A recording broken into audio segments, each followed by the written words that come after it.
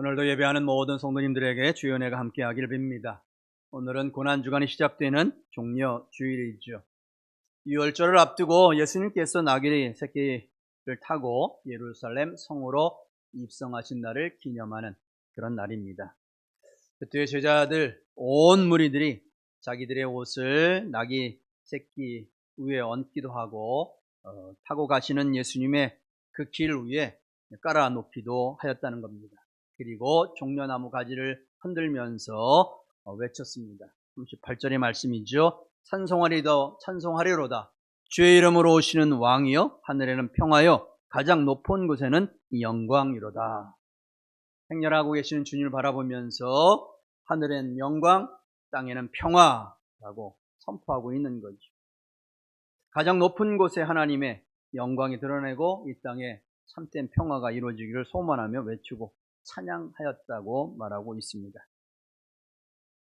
이 찬양의 소리는 단순한 구호나 외침으로 머물지 아니하고 그들이 하나님이 얼마나 위대하시고 놀라운 일들을 이루어 가셨는지를 경험했던 사람들이 이제 예수님을 통해서 이 땅에 하나님 나라가 곧 이루어지겠구나 하는 큰 기대를 가지고 외쳐 부르고 있는 찬양입니다.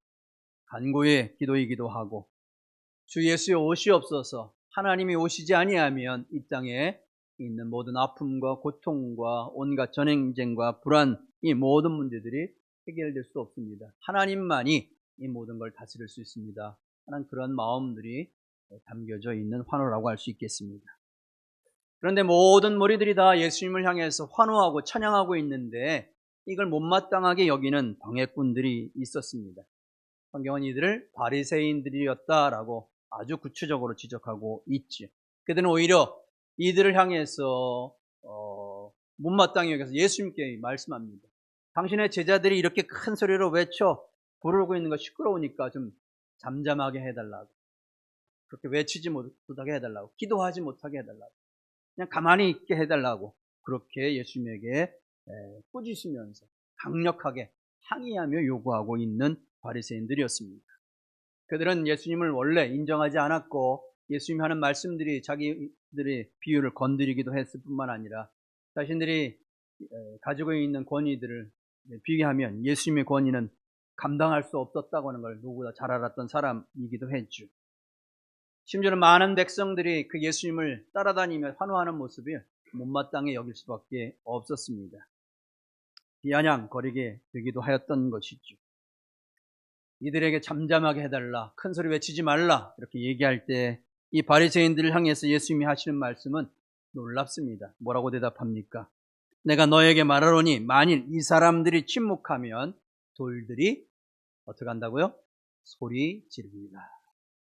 만일 이 많은 사람들이 환호하고 찬양하고 기도하고 외치고 하나님을 찾는 그런 모습들이 없다면 돌들이 소리 지르게 되리라 하고 예수께서 말씀합니다.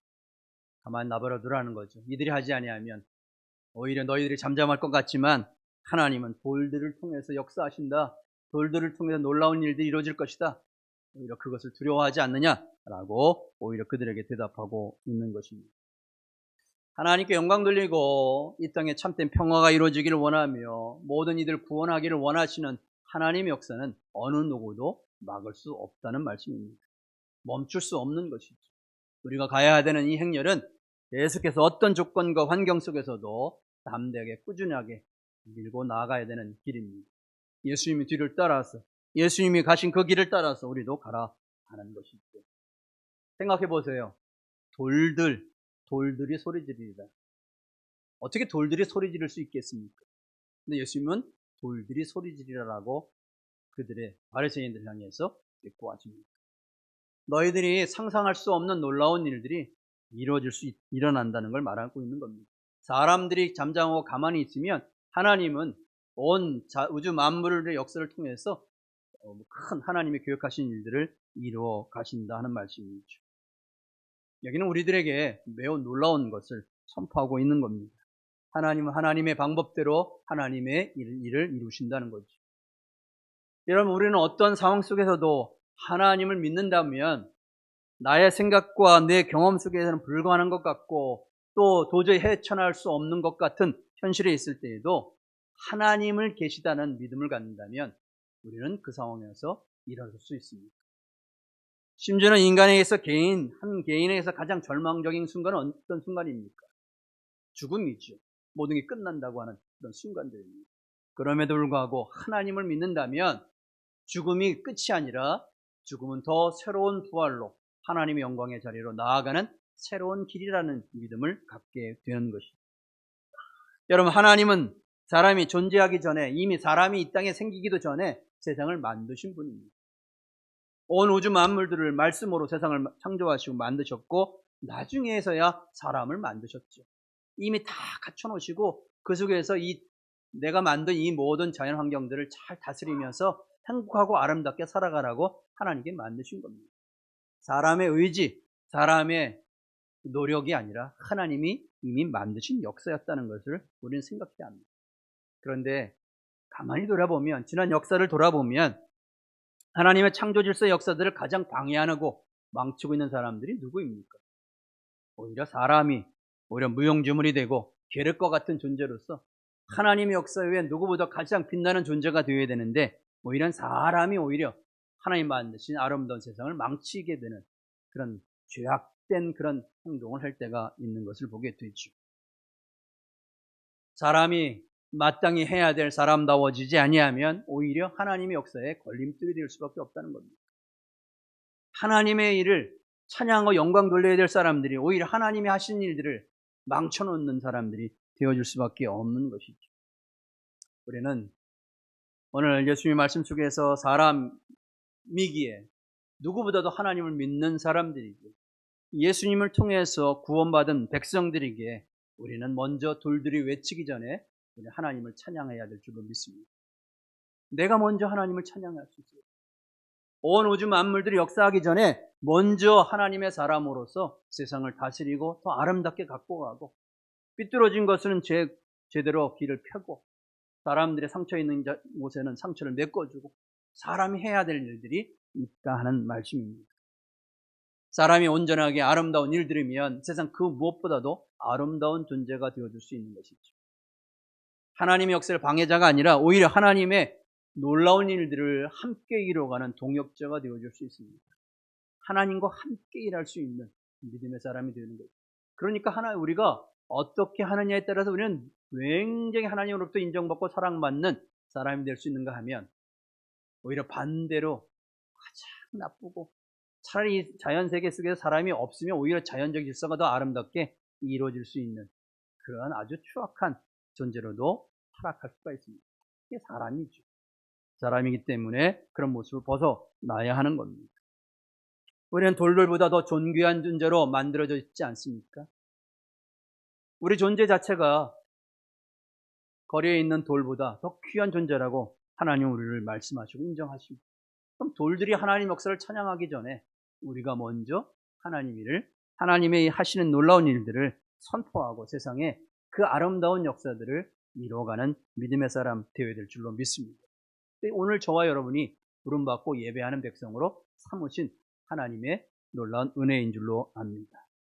그래서 어거스틴은 자기의 고백록을 쓰면서 하나님 만드신 이 세상의 아름다움을 막 찬양합니다. 산의 아름다움을 찬양하고 풍랑이는 바다의 아름답고 굽이쳐 흐르고 있는 강물들의 아름다움을 막 노래합니다. 밤하늘에 떠있는 별들의 그 아름다운 모습들을 보면서 그 마음에 벅차오르는 경이감에 너무 놀라운 그것을 표현합니다.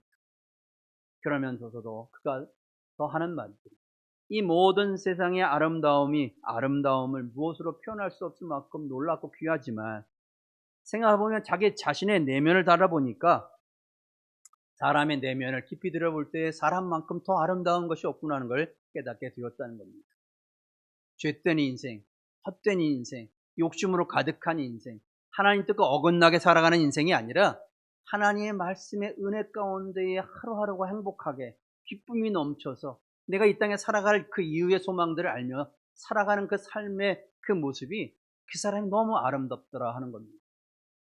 사람이 누구보다 아름다운 존재가 되어줄 수 있는 거죠.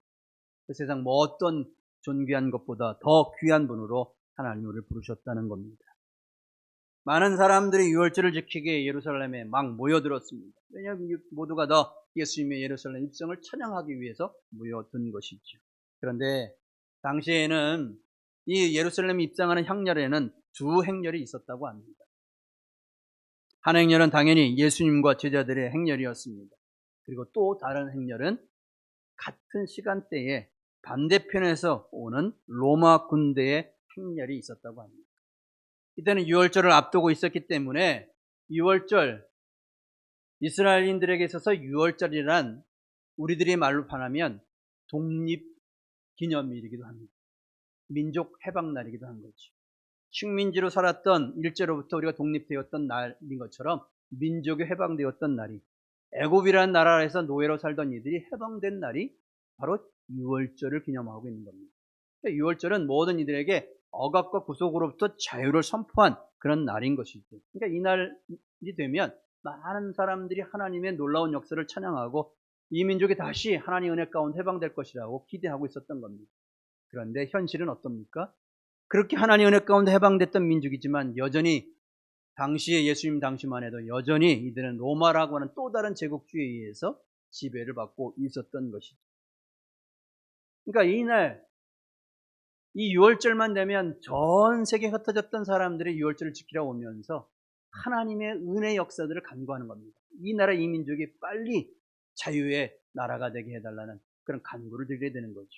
사람들이 모여있어서 함께 그런 간구를 드리다 보면 구호가 생길 수 있고 외치게 되는 거지.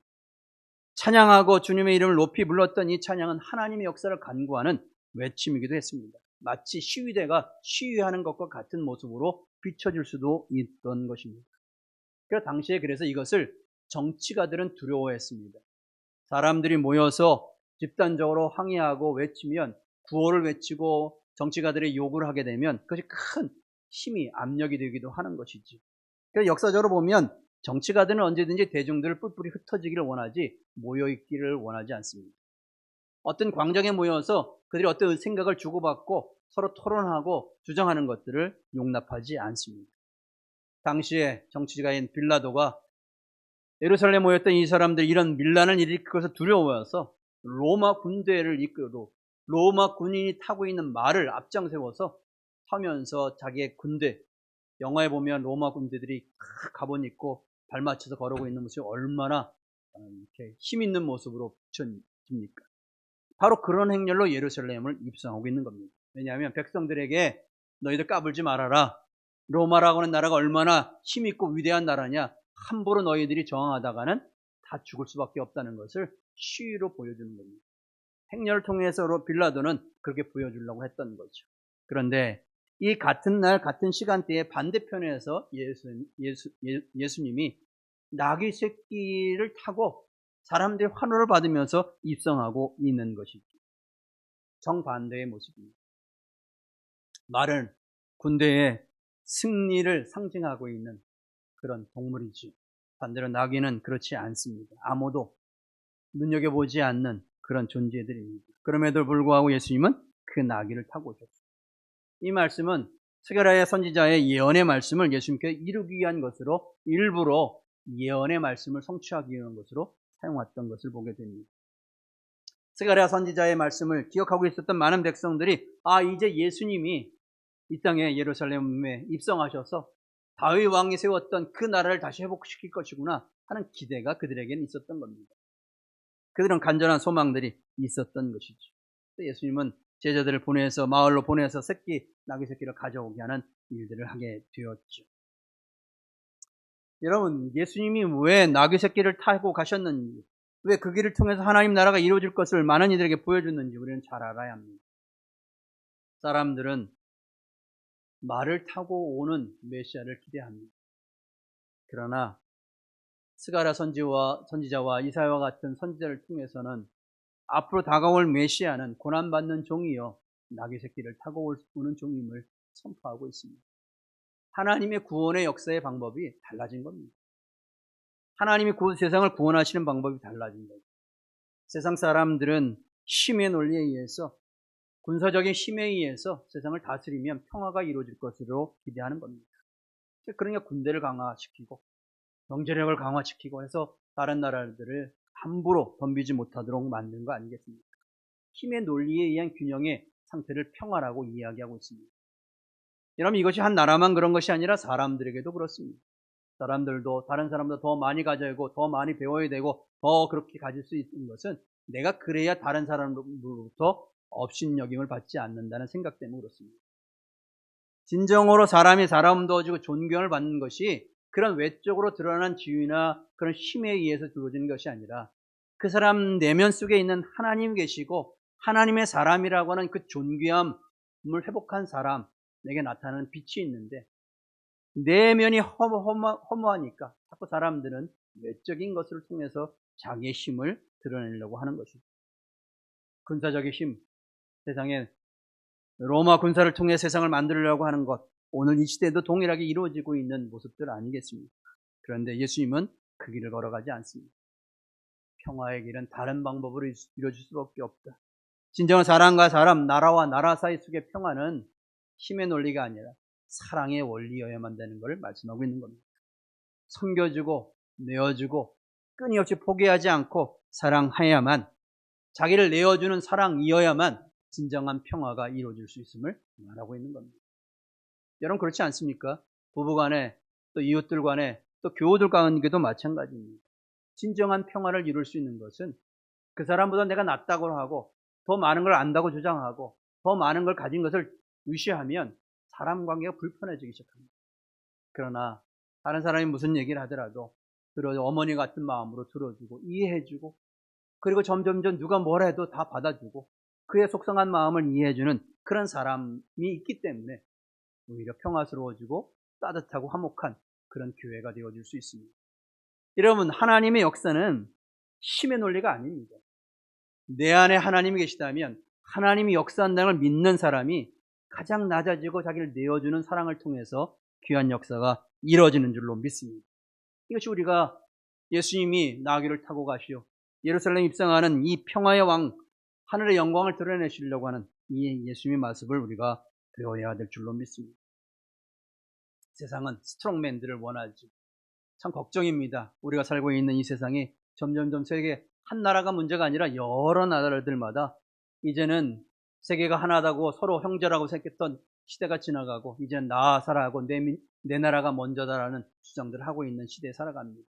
치열한 경쟁을 해야 되고 다퉈야 되고 그런 시대가 앞으로 펼쳐지는 걸 생각해 보면 참 걱정되기도 합니다. 여러분, 세상은 많은 사람들에게 나부터 먼저 살아야 되고 내가 먼저 힘을 가져야 한다는 논리 속에 많은 사람들이 다 기울이지만 적어도 예수님을 믿고 예수님이 이 땅에 평화를 이루셨던 것을 믿는 우리들에게는 다른 길을 생각할 수 있어야 합니다. 주님이 걸어가셨던 길, 주님이 행하셨던 길만이 중요한 것이죠. 그리스도인들은 나귀와 같은 모습으로 하나님의 영광을 들려드리는 삶을 살아야 합니다. 여러분, 나귀라고 하는 존재는 소나 양이나 염소, 비둘기와 같이 하나님께 예배하는 제물로도 쓸 수 없는 그런 동물입니다. 별로 그렇게 크게 쓸모가 없는 그런 동물이지. 그런데 성경에 보면 나귀는 가장 중요한 순간에 예수님을 위해서 쓰임받았던 것을 보게 됩니다. 예수님이 어렸을 때 헤롯 왕이 죽이려고 해서 에집트로 피난 갈 때 나귀를 타고 가십니다. 그리고 예루살렘 입성하실 때 또 나귀를 타고 입성하고 계십니다. 나귀는 가끔 가다가 이렇게 하나님의 어떤 역사를 등장하는 그런 동물로 등장하기도 합니다. 보잘것없는, 그렇게 다른 동물에 비해서 유용하지 않는 그런 동물이지만 꼭 필요할 때, 하나님이 일하실 때에 도구로 쓰임받는 그런 존재가 되어질 수 있었습니다. 사람들은 말과 같이 건강하고 우람하고 힘 있는 것을 상징하지만 때는 하나님은 보잘것없는, 아무도 눈여겨보지 않는 나귀와 같은 사람을 사용하시기도 한다는 겁니다. 여러분, 우리들의 마음 가운데에 겸비한 마음이 필요합니다. 하나님, 나는 하나님 자녀이지만 때로는 하나님의 은혜로 살아갑니다. 하나님이 쓰시고 사용하시면 내가 이루어지기를 원합니다 라고 했을 때 역사가 일어나는 겁니다. 내가 할 수 있지, 내 하는 능력을 할 수 있지, 내 모든 걸 이룰 수 있다는 생각을 가지면 그때부터 뭔가 잘못되기 시작하는 거죠. 우리는 나는 할 수 없으나 하나님 주신 능력으로, 은혜로 모든 걸 이룰 수 있다는 고백이 필요한 줄로 믿습니다. 9세기 영국에 복음 전도자였던 윌리엄 부스라는 사람이 있었습니다. 그가 구세군이라고 하는 그런 교단을 창시한 사람입니다. 구세군은 복음 전도할 때에 무엇보다도 가난한 자들을 구제하고 섬기는 일을 앞장서서 일하고 있죠. 복음을 전하기 위해서 거리에서 찬양하면서 또 거리에서 복음하면서 어려운 사람 돕는 그런 일들을 하기 시작합니다. 윌리엄 부스가 먼저 나서서 주님의 은혜를 생각하면서 복음을 전하겠다고 생각하면서 거리에서 열심히 찬양하면서 복음을 전하고 하고 있는데 어느 날 술 주정꾼이 그를 보면서 비웃더랍니다. 이러면서 이런 얘기를 합니다.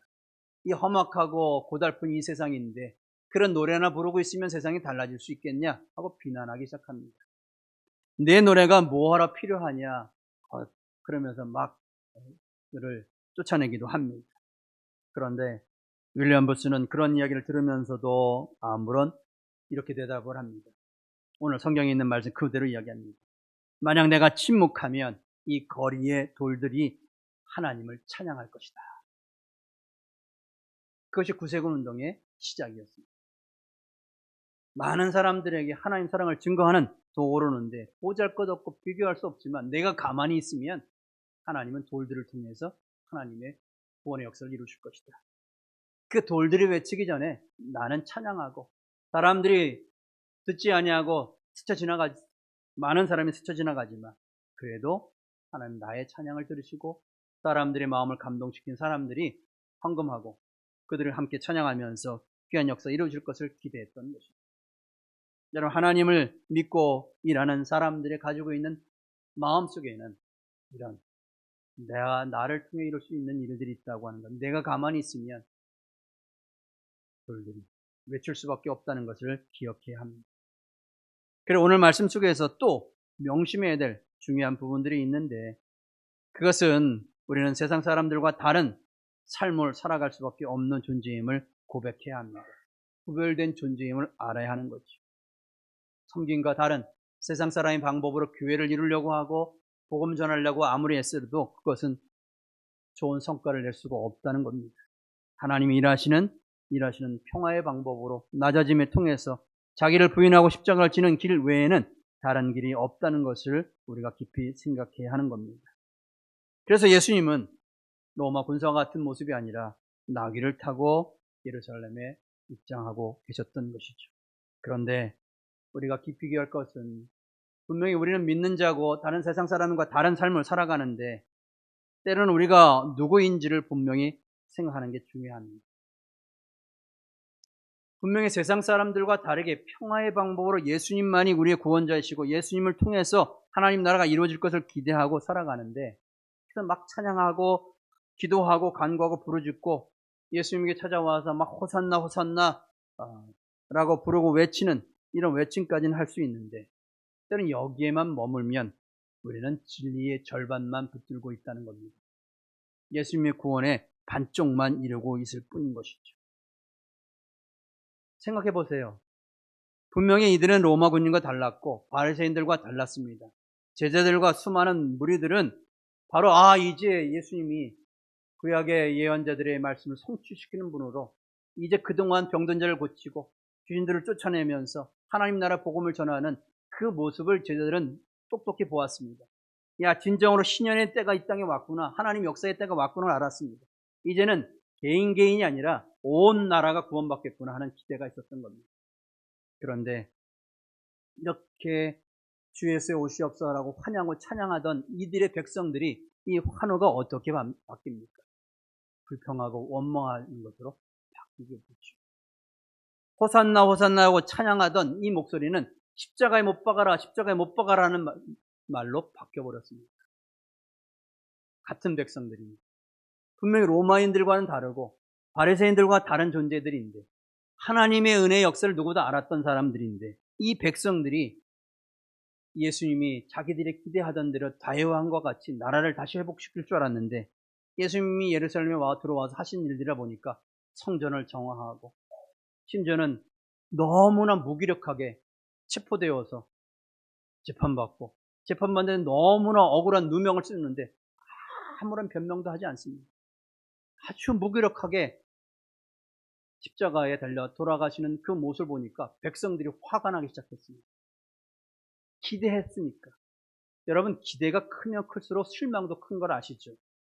누군가 여러분들이 성도들에게 뭔가 기대하면 기대할수록 그분이 자기의 기대가 채워지지 않으면 화가 나게 되어 있습니다. 사람들이 예수님의 큰 기대를 가졌는데 그게 다 무너져 버리고 만 거예요. 그러니까 어떻게 합니까?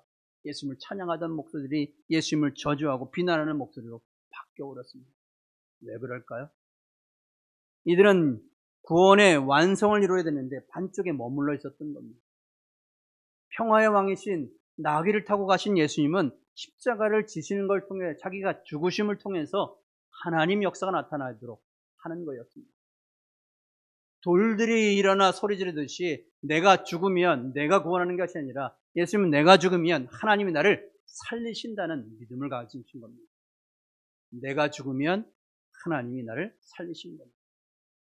부활의 역사는 내가 죽어질 때 하나님이 일하신 것을 보는 것입니다. 우리를 통해 놀라운 일들이 이렇게 이루어지게 되어 있는 겁니다. 많은 이들은 예수님의 십자가의 그 놀라운 은혜를 깨닫지 못했습니다. 부활하신 주님을 만나고 나서야 비로소 그때 깨닫게 되었다는 거예요. 아, 우리가 반쪽에만 머물렀었구나. 여러분, 우리가 구원받은 존재이고 하나님을 찬양하는 성도들인데 그냥 하나님을 내가 좋을 때, 내가 원하는 것이 이루어졌을 때, 내가 기대가 채워질 때만 찬양하는 자라면 우리는 반쪽 믿음에 머물러 있는 겁니다. 때로는 힘겹고 십자가를 지는 것 같은 고달픈 길이 내 앞에 주어지는데 이것이 사명이고 이걸 통해 하나님 일을 이루어야 한다고 생각하면 우리는 그걸 감당할 수 있어야 하는 겁니다. 누구를 믿고요? 하나님을 믿고 하나님이 하실 일들을 바라보며 내가 온전히 순종할 때 놀라운 역사가 이루어지게 되는 줄로 믿습니다. 사람들은 너무 연약한 존재들입니다. 그렇지 않나요? 내가 내 자신을 봐도 어떨 때는 세상을 다 호령하며 이길 것 같은데 어떤 때 보면은 야, 이렇게 작은 자인가, 너무 무력한 존재다 이런 생각을 많이 합니다. 여러 사람들이 있어서 사람들 앞에서 사람들의 의견과 다른 반대의 의견을 내기가 참 어렵습니다. 왜냐하면 내가 약한 존재들이니까. 실제로 사람들이 실험을 했습니다. 실험을 하는데 이 칠판에다가 벽에다가 선을 3개를 그려놓습니다. 3개를 그려놓고 2개는 거의 비슷하게 그려놓고 하나는 좀 짧게 그려놓습니다. 분명히 누가 봐더라도 마지막 3번째가 짧다는 걸 알 정도로 그려놓고 사람들에게 이제 실험을 합니다. 실험을 할 때 사람들에게 많은 사람들에게는 이제 대답을 할 때에 거짓된 말을 하라 이렇게 미리 짜고서 실험을 하는 거죠. 한 사람만 그 사람이 어떤 대답을 할 것인가 실험을 하고 있는 겁니다. 사람들이 이 그림을 보면서 선 중에서 가장 짧은 게 어떤 것이냐라고 이제 대답을 하는 질문을 한 거죠. 많은 사람들마다 다 이제 서로 짜고 하는 거니까 틀린 답을 하는 겁니다. 가장 짧은 것이 첫 번째 줄입니다. 두 번째 줄입니다. 막 얘기하는 겁니다. 정작 실험의 대상이었던 그 사람이 당신은 어떤 것이 제일 짧다고 여깁니까? 자기가 볼 땐 분명히 3번째가 짧은데 내보다 앞선 사람들이 다 첫 번째, 두 번째 얘기하니까 그 사람도 대답을 첫 번째라고 얘기하더랍니다. 많은 사람들이 다. 여러분, 우리는 다수 앞에서 여러 사람도 함께 할 때에 그 다수의 의견을 따라가는 경향들이 있습니다. 그래야 편안하고 그래야 왕따 당하지 않으니까 이런 경향들이 우리에게 있을 수 있습니다. 그런데 하나님의 진리는 다수에서 드러나지 않을 때가 있습니다. 하나님 진리가 드러낼 때 내가 외쳐야 될 때 나만이 진리를 붙들어야 될 때가 있는 거죠. 용감함이 필요할 때가 있기도 한 겁니다. 제 고등학교 시절 때 생각해 보면 여러분 남자들 여학교도 비슷하기도 하지만 남학교 시절 때 보면은 짱들이 있지 않습니까? 짱, 공부하는 짱, 또 이 싸움 잘하는 짱 이렇게 가장 잘하는 그래서 그 학교에 자기가 짱이 돼야 되고 그것도 성에 안 차면 다른 이웃에 있는 학교들과 막 짱들과 붙어가지고 자기가 그 동네에 최고라고 하는 걸 드러내는 짱들이 있죠. 늘 끼리끼리 모이게 되어 있다고 공부 잘하는 사람들은 공부 잘하는 애들끼리 모이고 또 이렇게 싸움 잘하는 사람은 또 싸움 잘하는 사람들끼리 모이지 않습니까? 근데 이 싸움 잘하는 애들이 심심하니까 늘 학교에서 도시락 먹을 때면 도시락 다른 거 뺏기도 하고 걷어가기도 하고 막 이러기도 하고 좀 힘이 약하고 연약한 이 있으면 자꾸 괴롭히고 그런 일도 많이 있죠. 그러면 대다수의 많은 친구들이 어떻게 합니까? 못 본 채 하지. 침묵을 지키고. 저도 생각해 보니까 저도 나서서 그 힘으로 대결하면 매만 맞을 거 뻔하니까 싸움해 보면 질 게 뻔하니까 아예 덤비지도 않은 그런 때가 있었습니다. 근데 어느 한 친구가, 아주 저하고 가까이 지냈던 친구가 도저히 못 찾겠는지 막 일어나서 그 싸움을 제일 잘하는 친구에게 막 항의를 합니다. 어떻게 너희가 이럴 수 있느냐? 친구에게 이렇게 이길 수 있냐고 막 항의하는 거예요. 그 친구가 이 싸움 잘하는 친구들에 끌려가지고 어디론가 데려가더니 죽도록 이제 맞고 이제 그 다음에 학교에 왔습니다. 그는 자기가 맞을 걸 알면서도 옳지 않다는 것을 표현한 거예요. 저는 그때 그 친구가 너무 멋있었습니다. 야, 내 친구에도 이런 친구가 있다니. 자기가 비록 패배하고 넘어지고 사람 맞을 걸 알면서도 이건 아닌 건 아니라고 얘기할 수 있는 그 용기. 아, 너무 부럽다. 왜냐면 나는 그렇게 하지 못했기 때문에 그 친구를 보면서 그게 참 부러웠습니다. 여러분, 사람들에게 있어서는 때로는 아닌 걸 아니라고 외칠 수 있는 용기가 필요한데 진리를 아는 사람이 외칠 수 있습니다. 하나님을 경험한 사람들은 세상 그 누구도 두려워할 수 없는 거죠. 이런 사람은 거짓을 거짓되다고 이야기할 수 있는 능력을 가지고 있는 사람들입니다. 예수를 주로 고백할 수 있는 믿음, 예수님만이 나의 구주이시고 세상에 평안을 이루시는 분이라는 것을 누구보다도 믿는 믿음의 사람들은 어떤 경우에도 주님이 걸어가신 길들을 걸어가야 하는 겁니다. 저 여러분이 우리 교회가 이 한 주간도 그러한 하나님 나라를 돌들이 외치기 전에 하나님을 선포하고 찬양하는 우리 모두가 되시기를 주의 이름으로 부탁을 드립니다. 오늘 말씀 생각하면서 우리 함께 기도하기를 원합니다. 주님, 때로는 내가 너무 믿음이 없고 때로는 비굴하기도 하고 연약해서 하나님의 진리, 세상이 이렇게 살아가면 안 되는데 하나님 방식대로 하나님 뜻대로 살아가야 되는데 때로는 타협하고 어쩔 수 없이 살아갈 때도 있었습니다. 그러나 예수님이 걸어간 길을 본받게 하여 주옵소서. 예수님의 능력 안에 주님 손에 붙들려서 진리를 선포하게 하시고 예수님만이 구원자이심을 선포하는 내 자신이 되게 하여 주옵소서. 먼저 우리 자신을 위해 기도하는 시간 갖기를 원합니다. 함께 기도하겠습니다. 자비로우신 아버지 하나님, 감사합니다. 오늘도 귀한 말씀을 통해서 돌들이 소리치기 전에 하나님을 찬양하고 구원자 예수를 환호했던 것처럼 우리도 믿음으로 하나님을 찬양하고 구원할 수 있는 저희 모두가 되도록 인도하여 주시옵소서. 주님, 나에게 주신 믿음, 주님이 주신 은혜, 사랑의 길을 걸어가길 원합니다.